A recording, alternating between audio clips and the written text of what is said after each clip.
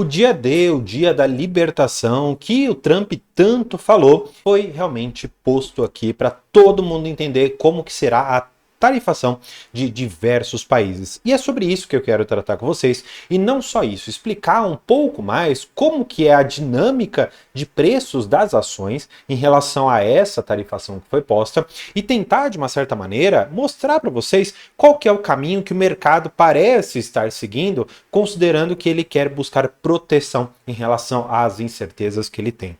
Só para a gente começar, o Trump ele trouxe essas tarifas aqui para gente e o S&P 500, que seria o Ibovespa lá dos Estados Unidos, ele teve uma queda bastante robusta. Se você for pegar nesses últimos 6 meses aqui, caindo 5,32%. E se você for olhar de fevereiro, que seria ali toda aquela ideia do Trump Trade, que ele traria tanto para os Estados Unidos aquele Make America Great Again, ou seja, trazer para dentro dos Estados Unidos aquela sensação de que a economia mais pujante continuará uma trajetória totalmente crescente em relação aos seus números, em relação ao PIB, em relação a todas as outras coisas.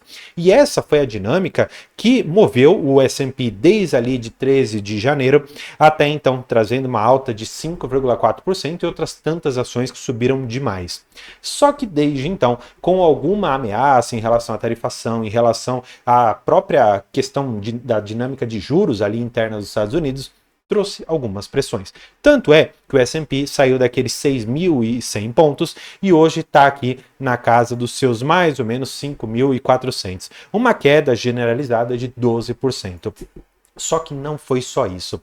O S&P, claro, ele teve ali a sua participação importante, afinal de contas é o índice principal. Só que a gente precisa entender muito mais a dinâmica e como isso vai impactar uma ou outra ação. Porque muitas das vezes você não investe no setor como um todo, você não investe no S&P, você não investe no Ibovespa. Apesar que eu sei que muitas pessoas gostam de ter o S&P como um índice para replicar a sua carteira e a sua exposição lá fora, o que eu acho horroroso. Mas claro, isso depois eu vou deixar um outro vídeo no final falando se é melhor você ter o ETF do S&P ou investir em ações individuais. Então vou deixar no final, mas fica aqui comigo porque eu vou ainda trazer para vocês quais ações lá fora podem se tornar uma ameaça, quais poderiam ser interessantes e aqui no Brasil, o que o gringo está procurando? Aquele que tem dinheiro mesmo, para onde que ele está indo? E eu vou trabalhar isso com você para que a gente consiga se posicionar e quem sabe conseguir tirar um cascalhozinho, tá bom? Então, para a gente começar, eu preparei aqui o slide mostrando um pouco sobre as tarifas recíprocas que o Trump vai trazer para diversos, como China, União Europeia, Vietnã, Taiwan, Japão, Índia, Coreia do Sul, Tailândia, enfim, tem vários aqui e nós já vamos entender um pouco melhor. Por quê?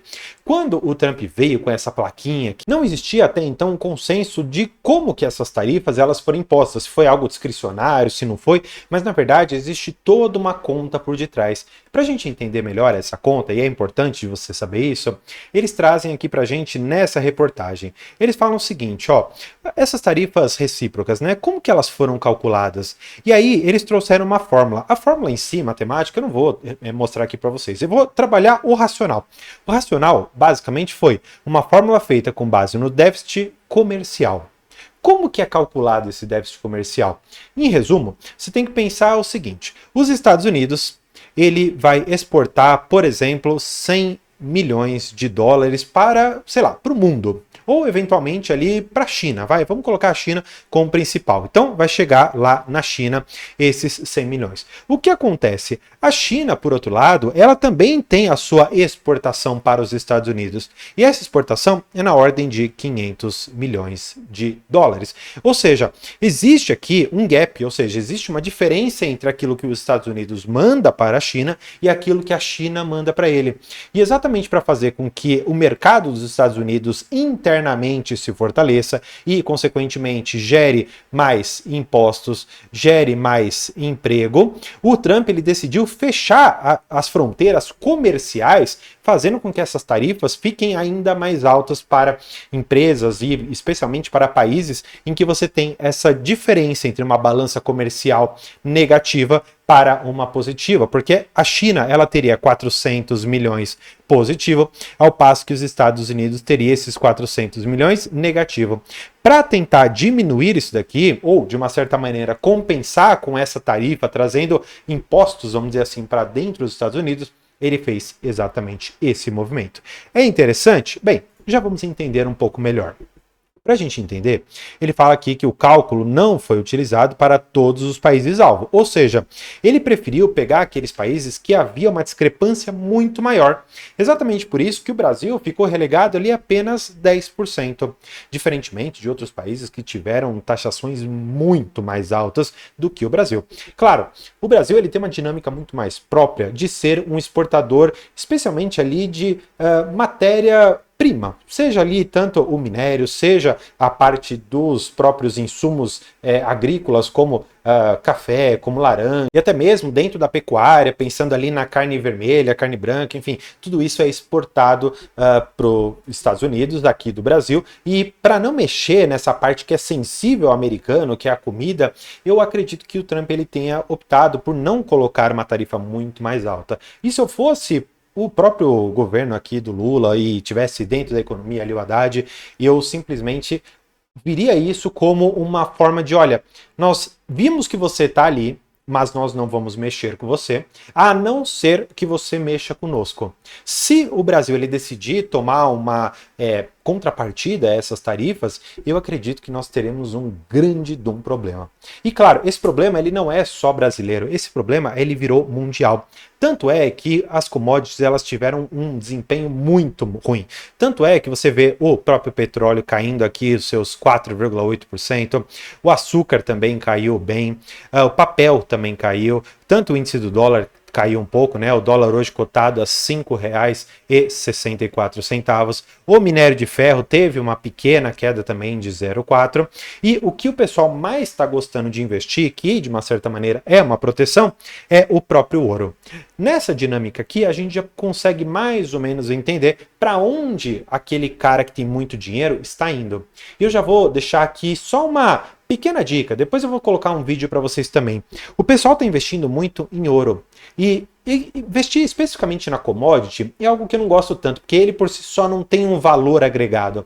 Então, nesse ponto, a gente poderia pensar numa Aura Minerals. Talvez, com relação ao preço hoje que ela está, talvez não traga o retorno que você está esperando. Entretanto, pensando numa exposição em ouro através de uma empresa que consegue extrair mais valor do que a própria commodity, talvez poderia ser interessante. Por outro lado, quem investe aqui em petróleo, como daqui a pouquinho eu vou mostrar, teve um dia muito complicado. E claro, não só o mercado brasileiro, mas o mercado norte-americano sentiu demais as medidas que o Trump adotou. E eu já vou explicar daqui a pouquinho um pouco mais sobre essa geopolítica em relação a por que essas empresas em específico tiveram esse impacto tão grande, destruições aqui de bilhões de dólares em termos de valor. Como você pode ver, aqui Nike caiu seus 16%, a Dell, que é dos computadores, com certeza você já deve ter pelo menos visto um notebook da Dell, caiu 20%. Você vai ver aqui ações diferentes, como a própria Apple, como a Occidental Petroleum, todas elas caíram bastante, mais de 10%, a Dell caindo 20%. Mas por que disso, né? E para isso a gente precisa trazer vocês aqui para esse mapa. Por quê? Basicamente, aqui é a China, você tem aqui um pouquinho do Vietnã e um pouquinho de Camboja. O que acontece? Esses países aqui são aqueles que mais têm aquela relação negativa de balança comercial. Ou seja, os Estados Unidos acaba importando muito mais desses países do que ele acaba exportando para eles. Então, essa balança comercial fica muito mais favorável para estes países que eu comentei com você. E para que o Trump ele conseguisse reduzir isso, ele colocou essas tarifas, como você já deve ter entendido. E o que acontece? Muitas dessas empresas, elas utilizam dos serviços da China, do Vietnã, Camboja e outros tantos para instalarem as suas fábricas. Só para você ter uma ideia, por exemplo, a Nike, ela tem boa parte da sua produção lá na China. Outras ali, como a Dell, tem a questão da participação dos chips muito forte em Taiwan, assim como a Nvidia e outras tantas, que acabam também tendo essa tarifação mais alta, encarecendo o seu produto e, de uma certa maneira, fazendo com que a sua lucratividade caia. É tudo mais ou menos assim que funciona. Se você tarifa mais para trazer daqui para cá, você vai ter que ter um custo maior por produto, por mercadoria vendida, porque o seu custo de produção subiu e a sua margem acaba reduzindo. Então, tudo isso aqui é um efeito em escala muito alta que faz com que a lucratividade futura esperada e projetada dessas companhias também acabe caindo. E já vislumbrando essas quedas todas, voltamos aqui para dar uma olhada, o mercado já está pensando o seguinte, olha, se nós vamos ter uma questão de chips mais caros por conta de você importar isso para os Estados Unidos, onde então será montado esse notebook, ou eventualmente vendido o notebook já inteiro, você vai ter aqui uma queda muito provável próximo ali aos seus mais ou menos 20% do resultado. E na Nike, mais ou menos a mesma ideia. O que os analistas estão projetando aqui? Eles já colocaram no preço, mais ou menos o que eles estão estimando que vai ser o impacto na receita e, consequentemente, no lucro. E claro, isso não é só exclusivo dos Estados Unidos, isso aconteceu em todo o mundo. Tanto é que nós vamos ver aqui as nossas ações. Como eu te falei, o petróleo foi muito impactado. Bateu ao longo do dia, se eu não me engano, a Brava ela chegou a cair os seus 10%. Sim, para quem tinha lá 100 mil investidos, viu 10 mil reais ali praticamente evaporarem. Claro, durante o dia acabou recuperando um pouquinho, mas ainda assim, 7 mil reais é bastante coisa num único dia de prejuízo. A Prio, da mesma maneira, Petrobras, tem várias aqui, a gente já vai entender um pouco mais. PetroRecôncavo também, como eu falei, papel e celulose. O próprio Grupo Pão de Açúcar tem sua dinâmica própria, muito mais especulativa, então não vou tratar muito dela. Agora, mineração com Brap, com Semin também caiu, Braskem relacionada ali, de certa maneira também, a essa parte petroquímica. Então, o que eu quero que você veja nesta parte? Eu vou até colocar em vermelho aqui, tá? Vou colocar em vermelho para que vocês vejam que essas aqui são as quedas e em verde essas aqui que são as altas. Do lado das altas, perceba a própria Auren Energia, perceba a própria Rumo, perceba Engie, né? Engie Brasil, perceba a própria Energisa, Sabesp, CCR, de uma certa maneira também Cosan, vamos lá, Equatorial, CPFL, vamos lá, o grupo Ultrapar, Iperafarma, o que a maioria delas tem em comum? São empresas intensivas em capital e boa parte das que eu trouxe aqui para vocês relacionadas à infraestrutura muitas vezes relacionada também à utilidade pública. Vamos entender um pouco melhor isso aqui. O gringo, ele está olhando para a seguinte situação. Olha, essa questão de tarifação de lá e para cá fez com que as commodities caíssem. Portanto, eu não posso ir para commodity. Essas tarifas também vão fazer com que um produto que sai do Brasil, que vai para a China, depois vai para os Estados Unidos ou vai para qualquer outro lugar, tenha essa tarifação e aí você vai ter uma redução do seu lucro, então também não é muito interessante. Portanto, empresas de commodity ou exportadoras não são boas.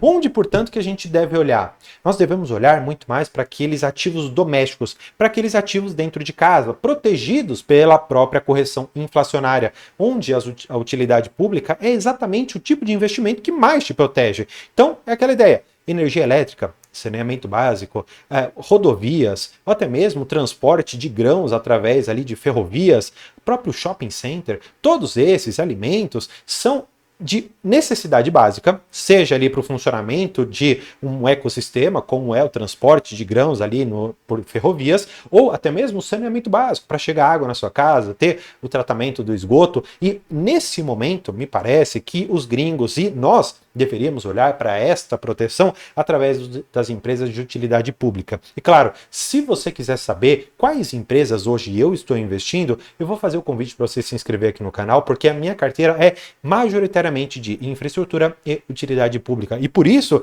nesse dia, apesar da Brava, que é uma ação que eu também tenho, eu consegui ficar extremamente bem protegido em outros ativos. Então, se inscreva aqui no canal e antes de você sair, vou deixar esse vídeo aqui para você continuar estudando muito sobre investimentos. Então, por hoje é isso. Tchau!